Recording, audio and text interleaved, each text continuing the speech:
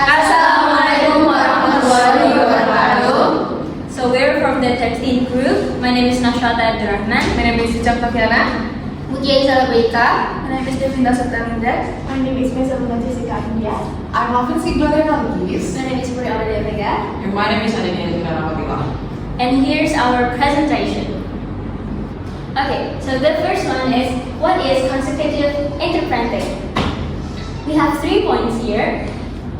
The first one is a type of interpreting where the speaker talks first, then the interpreter speaks. The second point, the interpreter listens, takes notes, and then translates the message. The third point, usually done in small parts, a few sentences at a time. The first point means the interpreter does not talk at the same time as the speaker. The speaker will say a few sentences, then pause. After that, the interpreter will translate what was said in another language. The second point means while the speaker is talking, the interpreter must listen carefully and often write down key points or important words to remember. Once the speaker stops, then the interpreter uses their notes and memory to say the same message in another language.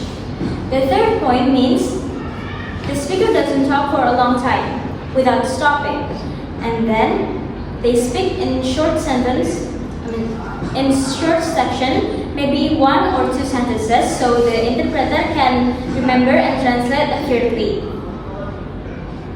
This makes it easier for the interpreter and helps avoid mistakes.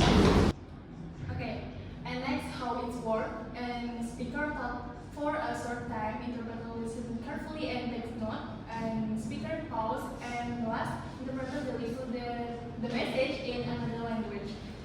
How the consecutive interpreter works, and speaker talks for a short time, the speaker delivers part of the message, usually 1, 2, 3 sentences, is allowed in interpreter to focus and understand without being overwhelmed. And next, interpreter listen carefully and take notes. The interpreter pays close attention and write down the key points such as name, number, and important terms. Note taking help maintain accuracy. And next, speaker pause. After speaking, the speaker pause. This pause gives the interpreter time to translate without interrupting the flow. And last, interpreter deliver the message in another language. The interpreter translate and convey the speaker message in the target language, aiming to perceive meaning, tone, and intent adjust forward, word forward. Thank you. Okay, the next, where is commonly used? The first one, meetings or small group discussion. And the second, courtrooms and legal settings. The third, medical appointments. Next is interviews, and the last is press conferences. Okay, let me explain where consecutive interpreting is most commonly used. The first one, it's often used in meetings or small group discussion, especially when there are just a few people and the setting allows time for pause. This way, the interpreter can focus on authority without vague words. And the second one is courtroom and legal settings are another key area. Here, the interpreter needs to be praised because the stakes are high, every word matters in legal situation. And it's also used during medical appointments, where clear communication between doctors and patient is crucial.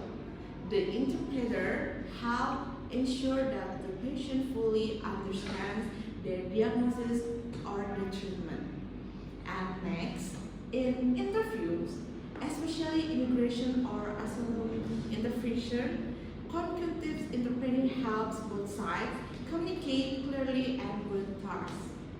And finally, the last one we can also is in press conferences. When international guests are involved, interpreters often wait for the speaker to finish a sentence or talk before translating it for the audience. the next skills needed. To be an effective consecutive interpreter, there are several important skills we need to develop. First, good listening and memory. Interpreters must be able to fully understand what's being said and remember the message until it's time to speak. Second, note taking. This helps capture the main points and structure of what the speaker says, especially during longer segments. And third, understanding of world language. That means more than just knowing words. It includes grammar, cultural context, and tone. Fourth, a calm and focused attitude.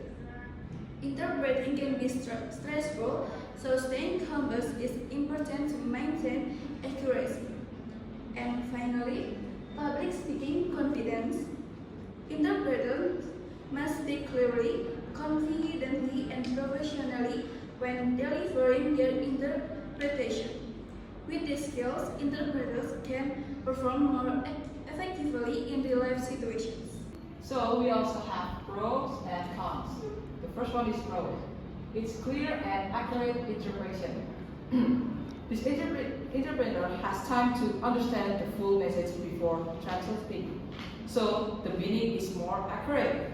The second one, no need for special equipment.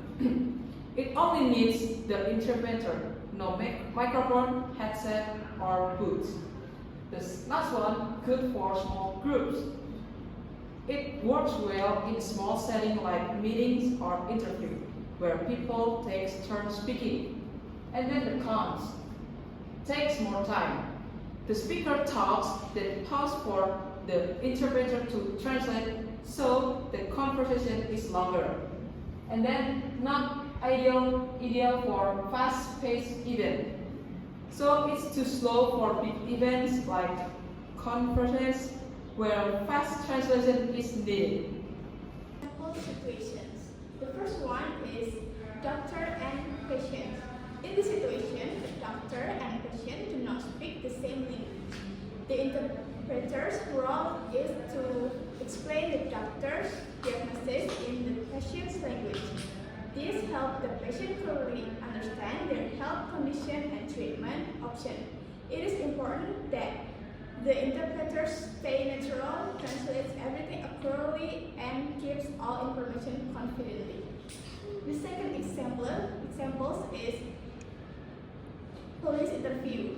Here, during a police interview, the interpreters translate the question from the police officer and answer from the witness. This ensures that both sides can communicate clearly and fairly. The interpreters must remain natural, translate exactly what is said, and keep all information confidential. Third example is business meeting.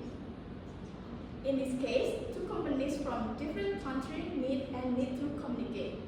The interpreters help by translating their conversation, making sure both sides understand important business details.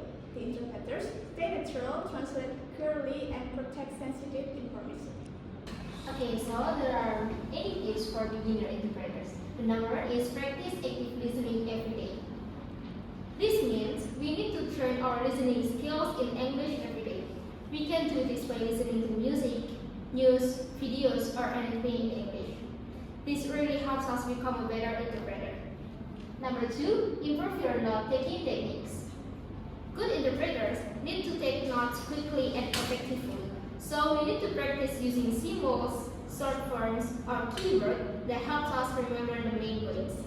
The next one is watch real interpreting videos to learn. Watching real life interpreting videos can help us learn how professionals work. We can see how they manage pressure, how they translate smoothly, and how they stay focused. The next one, build your vocabulary in both languages. As interpreters, we must know a lot of vocabulary in both languages we use. The more words we know, the easier it is to translate correctly. And the last one is stay calm and don't rush when interpreting. Sometimes we get nervous or forget a word. That's normal. But the most important thing is to stay calm and don't panic. Take a deep breath, keep calm and don't rush. A calm interpreter will always do a better job, even under pressure. Okay, so let me conclude the presentation by highlighting a few key points about consecutive interpreting. First, consecutive interpreting is about listening first, then translating. This means the interpreter listens carefully to the speaker, often takes notes, and only starts translating when the speaker pauses or finishes a section. It's different from simultaneous interpreting, which happens in real time. Second, it needs focus, skill, and good timing. To do it well, interpreters need strong concentration, good memory and language skill, and a sense of timing so they don't interrupt the speaker or break the flow of communication. And finally, it's very useful in many real-life situations. Consecutive interpreting is commonly used in press conference, courtrooms, business meetings, and even in medical and diplomatic settings. It helps ensure clear and accurate communication where every word matters. So, although it may take more time than simultaneous interpreting, it remains an important and effective method in many professional contexts. That's it from Group 13. Thank you!